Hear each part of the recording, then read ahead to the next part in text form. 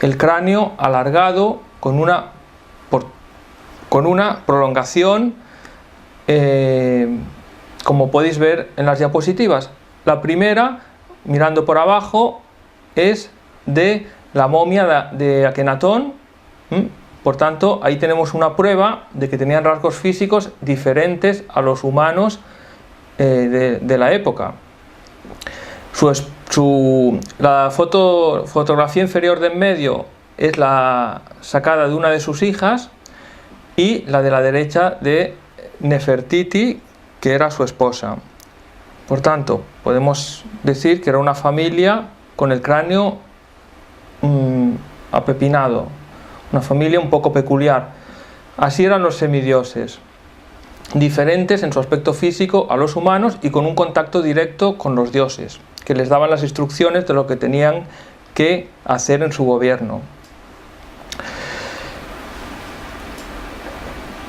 Bueno, aquí podéis ver cómo eran representados los dioses Anunnakis, los primeros dioses de los cuales habla nuestra civilización.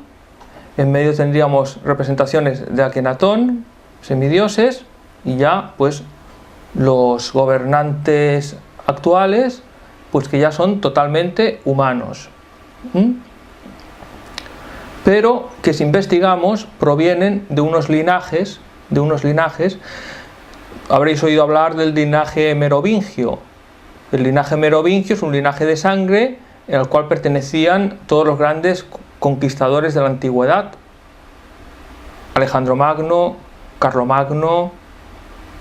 Bueno, eran conquistadores que eran ayudados por sus dioses para poder controlar grandes extensiones de territorio.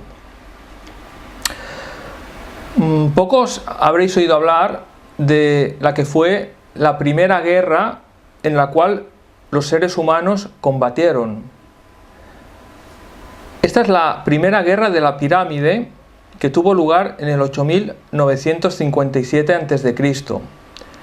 Y la narración sobre esta guerra la encontramos en una inscripción en el templo de Edfu, que es una copia de un texto mucho más antiguo, porque estamos hablando de una época muy antigua, en la que los dioses gobernaban en la tierra. La descripción de este conflicto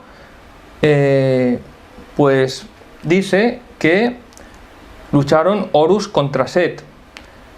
Esto ocurrió durante el reinado del dios Horus. Entonces el dios Set pues quiso arrebatarle unos territorios que no le pertenecían al dios Horus, y motivo por lo cual se inició el conflicto.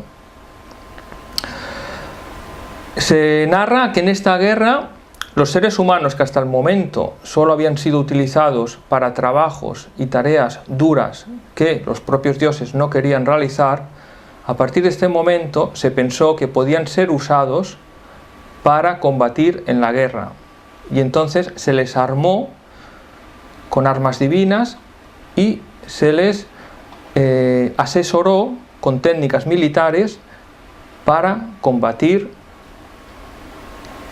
en algo que en realidad era una lucha por el territorio entre dos dioses. A estos primeros hombres que lucharon para el dios Horus, porque al final venció Horus venció la guerra, se les conoce en la mitología de Egipto como los Semsu-Hor, que literalmente significa asistentes de Horus. La tradición los considera semidivinos y los fundadores de la ciudad de Heliópolis. Horus venció esta batalla. A partir de este momento se adoptó el disco alado como emblema de Horus victorioso, puesto que con este vehículo venció a su rival Set. Luego, la segunda guerra de la pirámide, en el 8670 a.C., en la que se enfrentaron los dioses Ninurta contra Nergal. Hemos de decir que en esta época el mundo estaba repartido, el territorio, entre dos dioses. Según la mitología sumeria, estos dioses se conocían como Enlil y Enkil, que eran hermanos. Bueno, uno era hermanastro porque no tenían la misma madre, pero sí el mismo padre. El padre de ambos era el dios Anu, que era el demiurgo primordial de la mitología sumeria. Como siempre, la lucha pues por el control del territorio y de los rebaños humanos, porque no olvidemos que para estos dioses el ser humano siempre ha sido un rebaño utilizado para diversas tareas, trabajos duros, combatir en guerras, incluso como esclavos sexuales. Eso también está relatado en textos de Egipcio, y queremos decir que a lo largo de mi investigación sobre la historia de los conflictos bélicos de la historia, me he encontrado que siempre el fenómeno ovni, el fenómeno, digamos, de tecnología superior a la de la época, aparece, interviene en las guerras y tiene un papel, digamos, importante en estas guerras. La única diferencia es que en la antigüedad los historiadores en sus crónicas oficiales podían hablar pues que se había parecido al dios, que se había parecido los vehículos de los dioses, tranquilamente, porque era aceptado socialmente la existencia de estos dioses. En la actualidad, que estamos en un periodo en el que ya disponemos de una tecnología aeroespacial, tecnológica determinada, ya no podríamos hablar de dioses, porque ya hablaríamos de seres ya sea extraterrestres, ya sea intraterrestres, pero en todo caso hablaríamos ya de seres inteligentes con una tecnología muy, muy, muy superior a la nuestra. Por tanto, todo esto en las guerras actuales siguen pasando los fenómenos ovni, pero en las crónicas oficiales muchas veces se censura por esta causa. Aquí podéis ver las inscripciones que se encuentran en el templo de Seti. Es un templo dedicado a Osiris. Estas inscripciones están también datadas en esta época en que los dioses gobernaban, sobre el 8000 a.C., y podemos ver las siluetas de lo que parecen ser naves. Una de ellas tiene claramente la forma de un helicóptero, como podéis ver en la muestra inferior. Otras se adecúan más a lo que conocemos como las naves de fenómeno ovni, circulares.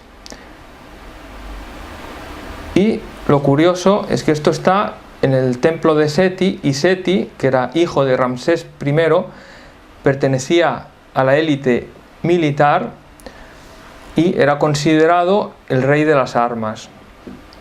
Por tanto, estamos hablando de naves de guerra.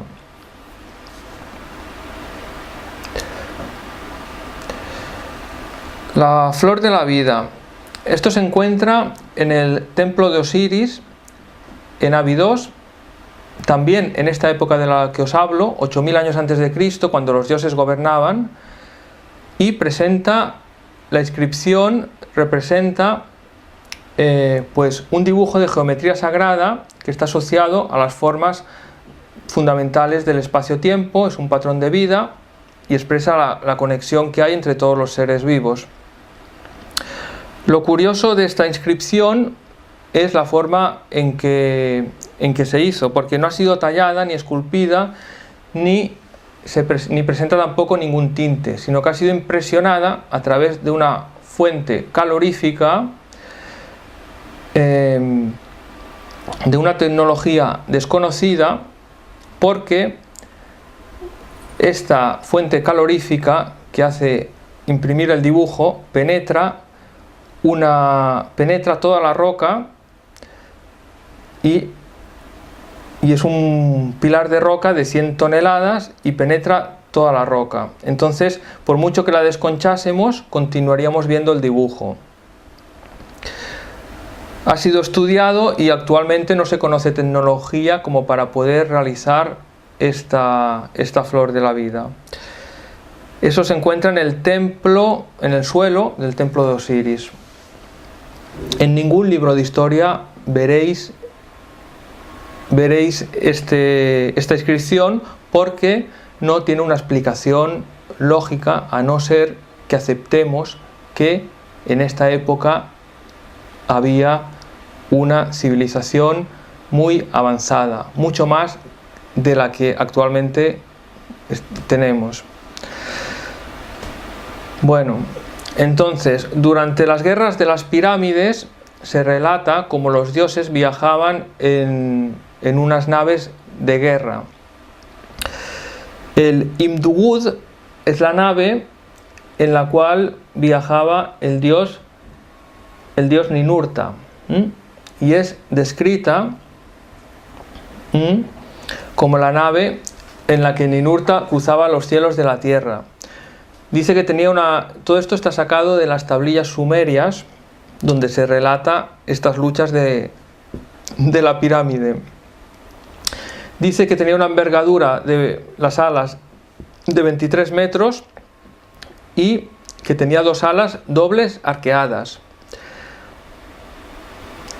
Esta nave, que también se la conocía como el pájaro negro, porque debía ser de color negro, se guardaba en un hangar en lo que ellos llamaban el recinto sagrado en la ciudad de Lagash.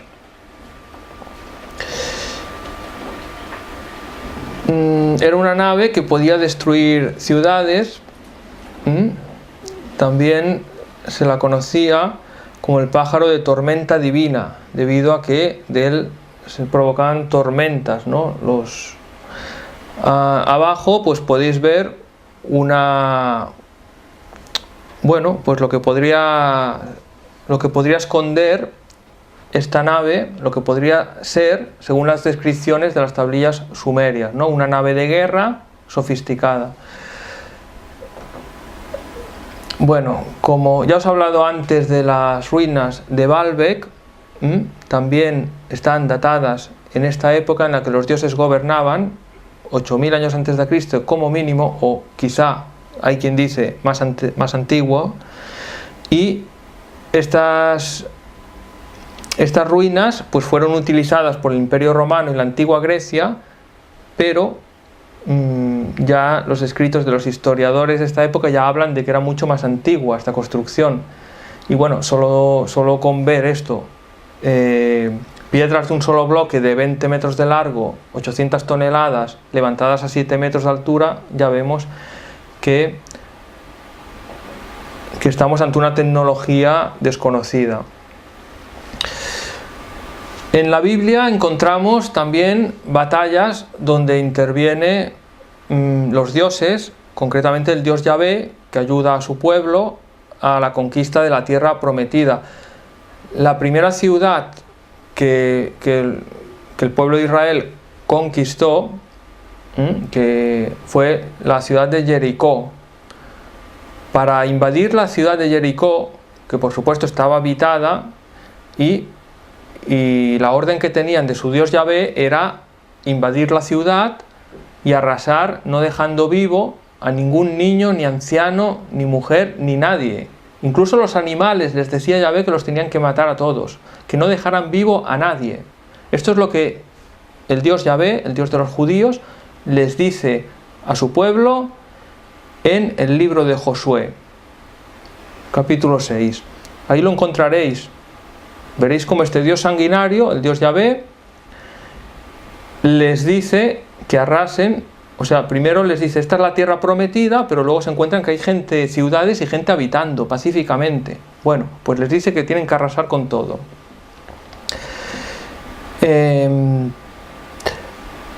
La forma curiosa en la que pueden invadir esta ciudad es mediante unas trompetas